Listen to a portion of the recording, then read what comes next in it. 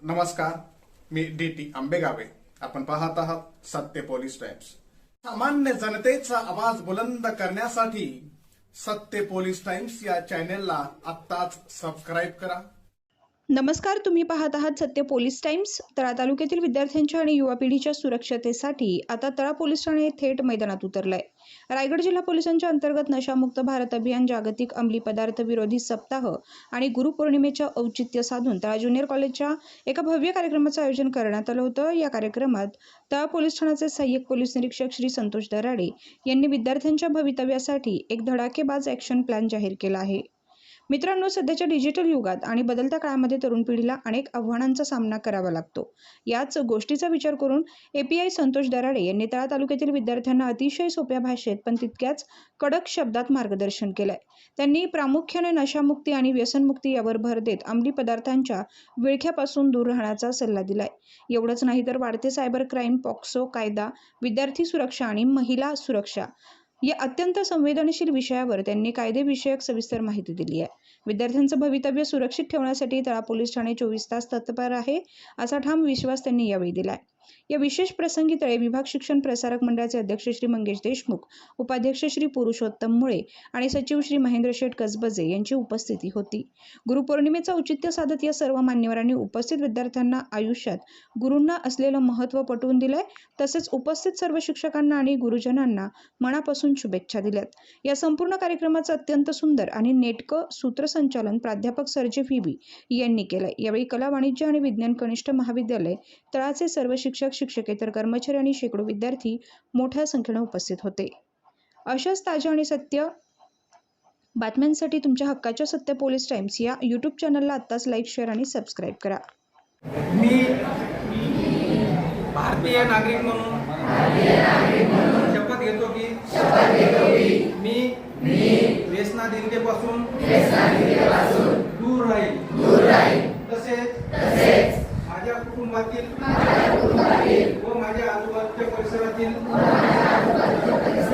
प्रत्येक व्यक्तीला व्यसनाधीनतेपासून दूर ठेवील ही आज रोजी प्रतिज्ञा करतो व मी सुद्धा व्यसनाधीनतेपासून दूर राहील. जय हिंद. आज आपण या ठिकाणी जो आम्ही निवडलेला विषय आहे तो जागतिक व्यसनमुक्ती सप्ताह आणि त्याचंच औचित्य साधून आज आपण गुरुपौर्णिमेनिमित्त हा दोन्ही कार्यक्रम एकत्रित घेत आहोत. गुरुपौर्णिमेचं महत्त्व मुळे सरांनी आपल्याला सांगितलेलंच आहे. गुरुपौर्णिमेबद्दल किंवा गुरुबद्दल आपणास जास्त काही सांगणार नाही, पण एका वाक्यात सांगतो की जो कोणी आपल्याला जीवनाच्या प्रत्येक टप्प्यावर आपण अडचणीत असताना तुम्हाला जो कोणी मार्गदर्शन करेल आणि त्या अडचणीतून तुम्हाला बाहेर काढेल तो तुमच्या जीवनातला गुरु आपण मानावा. कारण की आपल्याला ज्या अडचणी येतात त्या अडचणी दूर करण्याचं कार्यच गुरु करतो. म्हणून तुमचं हे आता एक असं वय आहे की या वयात तुम्ही जर चांगले गुण घेतला तर तुम्ही पुढे चांगले घडणार आहात आणि तुम्ही वाम मार्गाला लागलात तर मग तुमचं आयुष्य हे पूर्णतः बर्बाद होणार आहे. म्हणून तुम्ही जीवनात असा गुरु निवडा की जो तुम्हाला उचित मार्ग दाखवेल व तुमचं पुढील आयुष्य सुखकर करण्यासाठी मार्गदर्शन करेल, तो म्हणजे तुमचा गुरु. म्हणून मी गुरुबद्दल आता पुढे बोलणार नाही जास्त. आता आपण सरांनी सांगितलं की मी कसा घडलो ह्या विषयाला आपण सगळ्यात शेवटी त्या विषयावर मी बोलणार. पहिल्यांदा आपण जागतिक व्यसनमुक्ती सप्ताह. आता हा जागतिक व्यसनमुक्ती सप्ताह साजरा करण्याचं कारण काय किंवा तो कॉलेजमध्ये का साजरा केला जातो याविषयी कुणाला काही माहिती आहे का आपल्यापैकी? ज्यांना जे माहिती असेल ते सांगू शकता. कारण की मी एकटाच बोललो तर ते तुम्हाला काहीतरी आम्ही ऐकतोय आणि सोडून जातोय हे असं होणार. आपलं इंटरॅक्शन असलं तरच त्याच्यात तुम्हाला पण थोडंफार ज्ञान मिळेल. ज्यांना जे नॉलेज आहे ते त्यांनी सांगावं. जागतिक व्यसनमुक्ती सप्ताह साजरा करण्याचं कारण काय? थोडंफार जागतिक व्यसनमुक्ती सप्ताह साजरा करण्याचं कारण काय? तर जी युवा पिढी आहे ती जास्तीत जास्त व्यसनाधीनतेकडे वळत चाललेली आहे.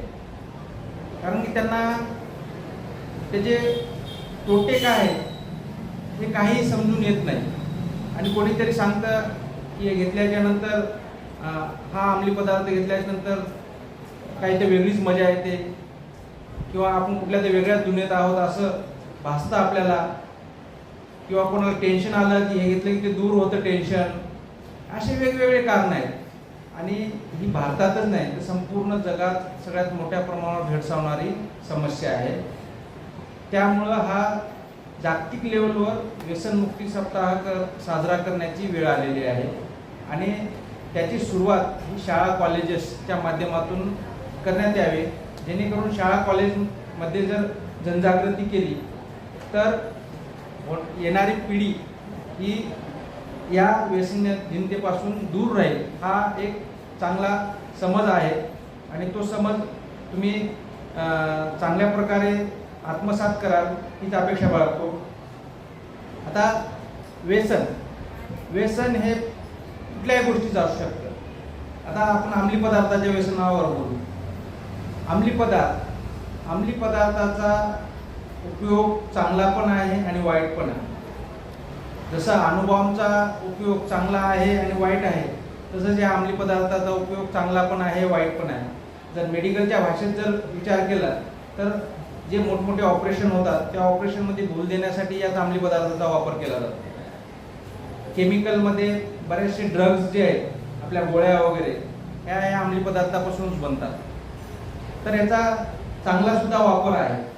परंतु वाईट वापर म्हणजे आपण एक लत किंवा एक व्यसन म्हणून ज्यावेळेस करतो त्यावेळेस हा त्याचा वाईट वापर होतो आणि त्याचा तुमच्या शरीरावर सुद्धा परिणाम होतो. यातूनच क्राईम वगैरे हे घडत असतं. आता तुम्ही म्हणाल की आम्हाला मार्गदर्शन करून काय फायदा आहे? जो कोणी व्यक्ती ज्या देशाचा नागरिक आहे तो त्या देशाची संपत्ती असतो. म्हणून तुम्ही सुद्धा ह्या भारताची संपत्ती आहात. युवा पिढी किंवा या देशाचा प्रत्येक नागरिक हा या देशाची संपत्ती आहे. जर तुम्ही पुढे जाऊन मोठ्या नोकरीला लागलात आणि विदेशात नोकरीसाठी गेलात, विदेशात नोकरीतून जे काही तुम्ही पैसे कमवाल ते कुठे पाठवणार तुम्ही पैसे? ते भारतातच पाठवणार. भारतातच पाठवल्याच्या नंतर ते भारताच्या प्रगतीसाठीच वापर होणार ना त्या पैशाचा. म्हणून तुम्ही ही देशाची संपत्ती आहात. दुसरी गोष्ट, या देशात सुद्धा कोणी सायंटिस्ट बनले तुम्ही तर तुमच्या ज्ञानाचा फायदा हा भारताच्या अंतराळ क्षेत्राला मिळू शकतो. किंवा इतर कुठल्या फील्डमध्ये इंजिनियर बनला तर जे आता मोठे मोठे ब्रिज बनत आहेत, किंवा डॉक्टर बनलात तर लोकांची जी सेवा केली जाते, वेगवेगळ्या आजारावर उपचार केले जातात. अशा खूप प्रकारे हा तुमचा उपयोग या देशाला होणार आहे. म्हणून तुम्ही वैयक्तिक तुम्ही नाही तर तुम्ही ह्या राष्ट्राची संपत्ती आहात. म्हणून जर तुम्हीच नसाल तर राष्ट्रच राहणार नाही. जर तुम्ही नसाल तर राष्ट्र राहणार नाही. म्हणून व्यसनाधीनतेपासून जर तुम्हाला परावर्त केलं तर तुम्ही काहीतरी करू शकाल. तुम्ही जर व्यसनाधीन राहिले तर काय तिथे दारू पिऊन वगैरे कुठे लोळत राहाल, काय नसता हमालीचे कामं कराल, असेच काहीतरी छोटे मोठे कामं कराल.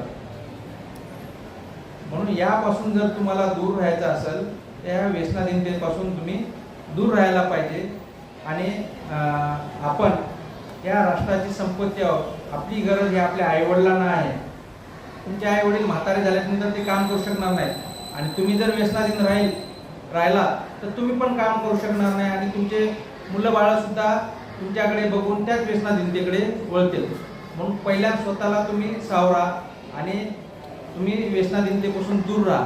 तुमच्या घरी जर तुमचे वडील किंवा इतर कोणी भाऊ, मोठा भाऊ किंवा इतर कोणी नातेवाईक हे जर व्यसनाधीन होत असतील तर त्यांना त्या व्यसनाधीनतेपासून परावर्त करणं हे तुमचं प्रथम कार्य आहे.